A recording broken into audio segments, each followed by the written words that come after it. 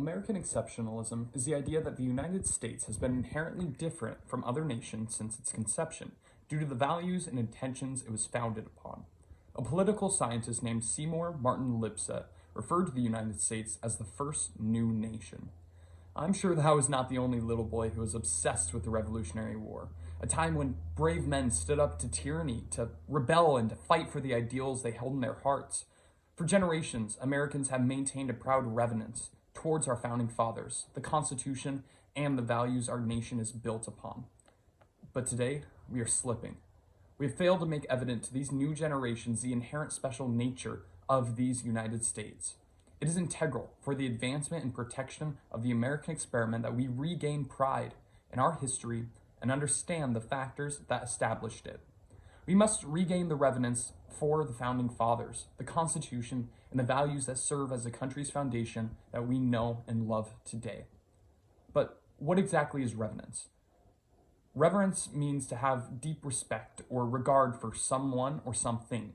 Today, we lack this reverence and understanding for these integral parts of our nation. We have forgotten the danger the founding fathers incurred when they stood against tyranny. We have forgotten the uniqueness of our highest law in the land, and most dangerous of all, we are losing sight of the values that make Americans American. Let us begin with our founding fathers. For the last decade or so, further than just a general apathy towards the actions and dangers incurred, we have been told that they were evil, hypocritical, and even deserved to have their statues torn from their pedestals. Now, we are on the path to losing sight of why the founding fathers of the United States reserve a special place not only in American history, but in world history. We need to regain our reverence towards these patriots because of their actions in preserving the ideals of America. As the American Creed says, the United States of America established upon those principles of freedom, equality, justice, and humanity for which American patriots sacrificed their lives and fortunes. Our founding fathers were more than intellectuals writing in a far distant college about how these ideas can lead to a brighter future. They were men of action. They were lawyers, farmers, sailors, scientists, soldiers, and generals who were willing to put more than just their money on the line. They were willing to put their lives on the line. As Nathaniel Greene said moments before his execution at the hands of the British, "My only regret is that I have but one life to give for my country." Our founding fathers took part in artillery bombardments, cavalry charges, and naval battles to ensure that their vision of a nation of free men and women may one day exist.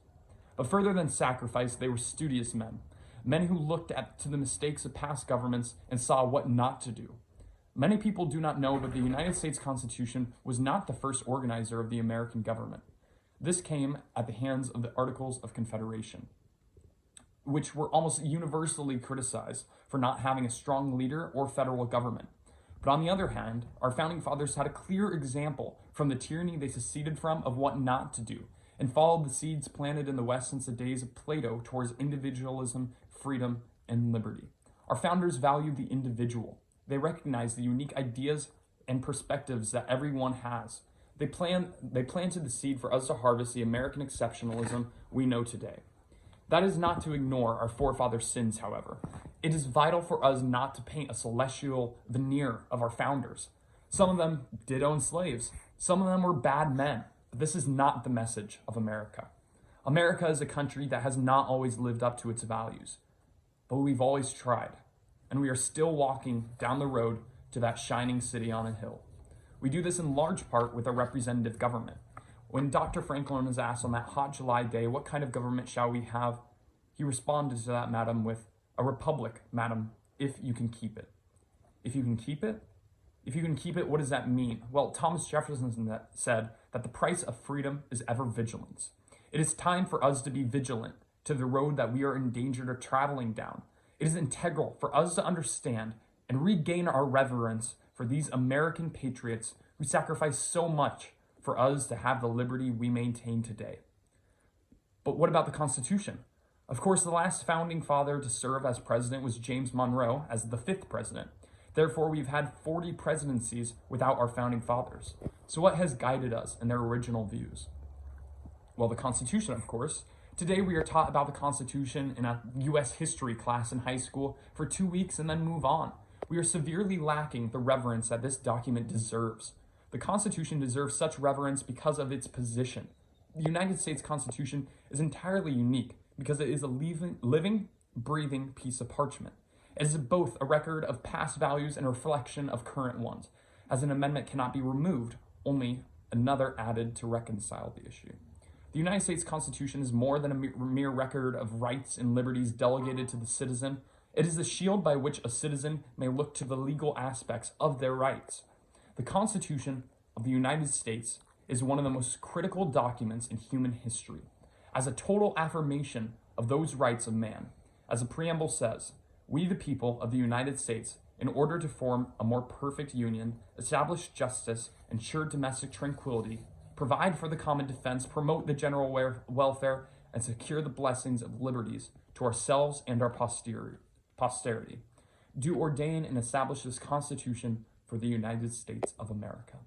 But today, our reverence for this necessary document is faltering. In schools, we are taught the content, but not the meaning. We are meant to memorize the amendments, but not the liberties they defend.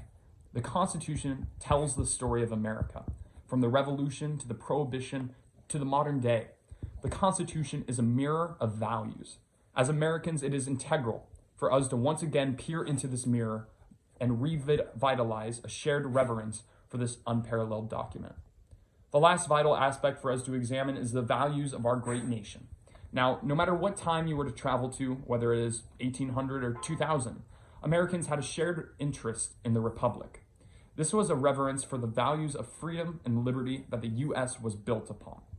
The primary connotation most Americans arrive at when it comes to the United States values is freedom. The ideas of freedom and independence are directly linked to the United States and its heritage. I previously referred to the United States as the American experiment because that is how it started. Our founding fathers were men whose lives were built on these foundations for freedom and liberty, and they sought to ensure that these values would be forever emancipated in the United States. Today, we lay in danger of losing sight of these principles. For the last half a century, we have heard calls for the sacrifice of freedom for security, or as one commentator put it, he would rather live on his knees than die on his feet. But these calls have failed to garner broad enough support in the United States. And every freedom-loving American must stand against these calls and remind their fellow man towards the reverence of the inalienable values that generations have fought and died in defense of.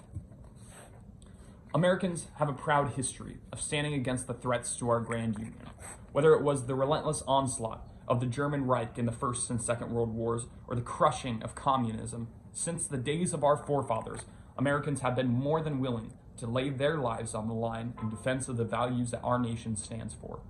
The Army song says, Valley Forge, Custer's Ranks, San Juan Hill, and Patton's Tanks. The Marine Corps hymn says, in the snow of far-off northern lands and in sunny tropic scenes. The Navy's Anchor Away says, blue of the mighty deep, gold of God's great sun. The Air Force song says, off we go into the wild blue yonder, climbing high into the sun. And the Coast Guard's Semper Paratus says, from Aztec shore to Arctic zone to Europe and Far East. No matter where brave young men and women have gone to serve their nation, they have always done it out of innate reverence for the ideals of our perfect union. Thomas Jefferson pointed to life, liberty, and the pursuit of happiness as these vital interests that we as Americans should defend. Jefferson was dead on.